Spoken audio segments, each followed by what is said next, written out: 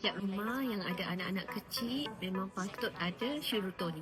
Shiruto dengan teknologi IPPA1 dari Jepun dihasilkan oleh 2 orang profesor diraja Jepun. Teknologi ini telah dikaji sejak tahun 1988 lagi. Boleh kata dah dalam tempoh 37 tahun, lama tu. Dan Shiruto hanya boleh didapati di Malaysia dan juga Singapura under company BE International. Ada satu research paper oleh Dr. Inagawa, antara pengkaji teknologi IPPA1 ni, yang mengkaji macam mana teknologi IPPA1 boleh membantu sistem imun yang lemah. Sebab sistem imun yang lemah ni ada banyak faktor tau. Antaranya stres, orang yang pernah terkena jangkitan sebelum ni, yang ada chronic pain, yang ada penyakit-penyakit. Bila badan kita lemah, imun kita pun lemah juga sebenarnya. Dan mengikut research yang Dr. Inagawa kaji ni, hasilnya sangat positif terhadap sistem imun badan manusia. IPPA1 ni dia bantu reboot balik sistem imun badan yang lemah. Dia tolong aktifkan makrofage supaya badan kita boleh lawan jangkitan, virus, bakteria, penyakit dan lain-lain dengan lebih berkesan.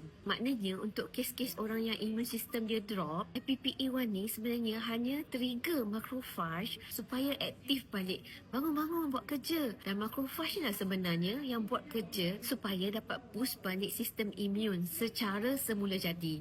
So maknanya Shiruto ni dia trigger je badan kita supaya boleh healing badan sendiri. Apa manfaat yang mereka kaji teknologi IPPA1 yang ada dalam Shiruto ni beri pada kita? Yang pertama, dia mengurangkan risiko badan kita terkena jangkitan. Yang kedua, dia bantu pemulihan recovery lebih cepat selepas keadaan-keadaan yang teruk pada badan. Yang ketiga, dapat membantu kurangkan keradangan dalam badan. Sebab radang ni lah sebenarnya punca banyak penyakit. Dan yang terakhir, mereka dapati teknologi IPPA1 ni dapat melindungi badan daripada penyakit-penyakit yang akan datang. Pendek kata, kalau badan kita ni selalu lemah, selalu mudah sakit, kalau sakit lambat nak baik, atau kita sekarang ni tengah recover daripada sebarang sakit-sakit, terutama untuk anak-anak kita yang growing up, yang terdedah dengan dunia luar, kita ikhtiar untuk stabilkan imun sistem mereka dari dalam, supaya kalau apa-apa datang dari luar, kita tak perlu risau dah. Dan dia juga boleh bantu pulihkan tenaga, jadi badan lebih kuat dan cepat sihat. Macam salah seorang ahli keluarga kami, bila berjalan jauh, dah berusia sangat penat dan sakit badan, tapi bila guna Shiruto tak ada rasa kepenatan tu. Wow, Masya Allah. So kalau nak tahu lebih lanjut, nak consult dengan As, boleh tengok As punya bio. Okay?